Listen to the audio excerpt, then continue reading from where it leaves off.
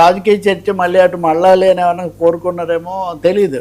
అంటే గతంలో కూడా కాల్ చేసినా తప్పులేదు, ఉరి తీసినా తప్పులేదు, ఇటువంటివి మాట్లాడటం. అదే ఒకసారి అరసారి చంద్రబాబు నాయుడు కూడా గాల్లో కలిసిపోతాడంటాం. ఇటువంటివి గతంలో జరిగాయి.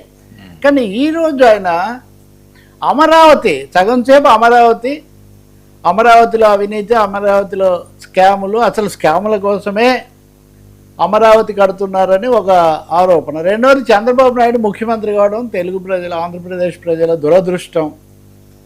అసలు ఎప్పుడు లేనంత దిక్కుమాలిన పరిస్థితి ఈ స్థాయిలో. ఇప్పుడు ప్రత్యర్థి పార్టీ నాయకుడిగా, మాజీ ముఖ్యమంత్రిగా, లేదా కావాలనుకుంటున్న ముఖ్యమంత్రిగా ఆయనకున్న కోపతాపాలు ఆయనకు ఉండొచ్చు. కానీ ప్రజలు చాలా బ్రహ్మాండమైన మెజారిటీతో ఎన్నుకున్న ఒక ముఖ్యమంత్రి కాదు. మీరు చెప్పినట్టు ఈవీఎంలు అని మీరు చెప్తుంటారు. అలా అనుకుంటే కూడా ఆయన ముఖ్యమంత్రి కదా. ఇప్పుడు మిమ్మల్ని ముఖ్యమంత్రి కాదు, ఫేక్ ముఖ్యమంత్రి అనేవాళ్ళు. ఉదాహరణకు జగన్. నేను ప్రతి సభలో ఒక ముఖ్యమంత్రి ఒకడే ఉంటాడు, ఫేక్ ముఖ్యమంత్రి, రియల్ ముఖ్యమంత్రి ఇలా ఉంటారని.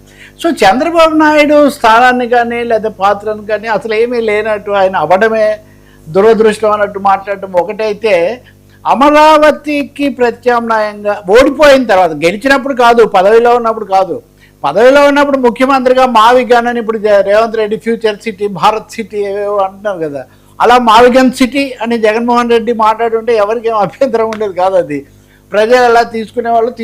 ఇప్పుడు ఏమీ లేనప్పుడు మీరు మాట్లాడుతున్నారు. మావిగన్ సిటీ అంటే చంద్రబాబు నాయుడుకి వెంటనే గుండెపోటు వచ్చేస్తుంది. మావిగన్ అనేది ప్రజలను బ్రహ్మాండంగా ఆకర్షిస్తుంటే చంద్రబాబు నాయుడుకి దిక్కుతోచట్లేదు. ఇవన్నీ పగటి కళలు కనటం తప్ప ఏమాత్రం వాస్తవికత లేదు దీంట్లో. మావిగన్ని ఆలోచించండి, దీన్ని ఎందుకు మీరు తిరస్కరిస్తున్నారు, ఇట్లాంటి మాటలు ఎవరైనా మాట్లాడుతున్నారేమో కానీ మావిగన్ అని దాన్ని పట్టుకొని ప్రజలేమీ అంత తీవ్ర స్పందన, అంత గొప్ప స్పందన దానికి ఏమీ లేదు.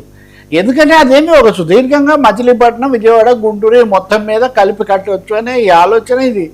అది మీ కొత్తది కాదు, ఇంకోటి కాదు. రెండవది దానికోసం గుండెపోటు వస్తుంది, అంతటితో ఆగలేదు. దురదృష్టవశాత్తు గుండెపోటు వచ్చి పోతాడట.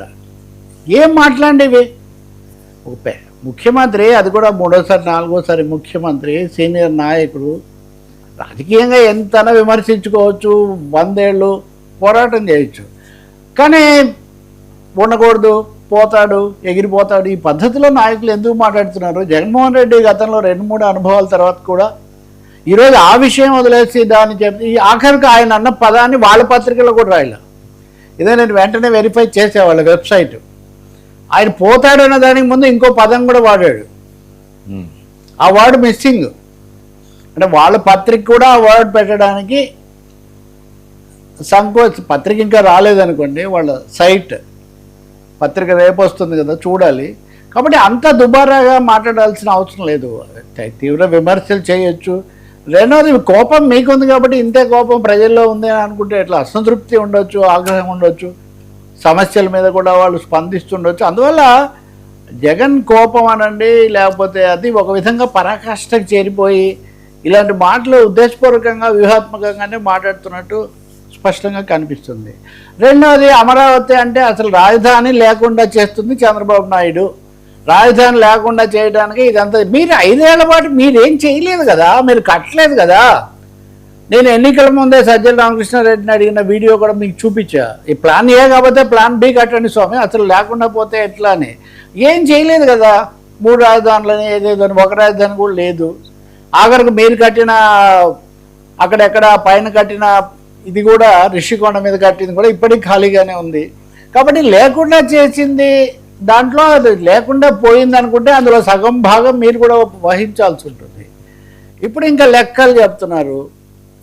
నేను నిజంగా చాలాసార్లు అడిగా, గత ప్రభుత్వంలో పనిచేసిన వాళ్ళను, కొంచెం దగ్గరగా మాట్లాడే వాళ్ళను, అమరావతికి సంబంధించిన లెక్కలు ఏమైనా విడుదల చేయగలరా? ఇది వాళ్ళ ఆ మొదటి 5 ఏళ్లలో అమరావతికి సంబంధించిన లెక్కలు ఏమున్నాయి? ఆ బిల్లు ఎందుకంటే ప్రభుత్వంలో ఉన్నప్పుడు అన్నీ వాళ్ళ దృష్టికి వస్తాయి కదా.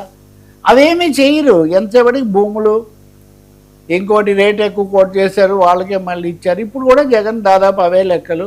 మళ్ళీ అవన్నీ ఇదివరకు అద్దాలకు, గ్లాసులకి ఇంత ఖర్చు పెట్టారు, దీనికే మళ్ళీ ఉదాహరణ కేసీఆర్ 600 కోట్లతో సచివాలయం కడితే వీళ్ళు ఇంత కడుతున్నారు.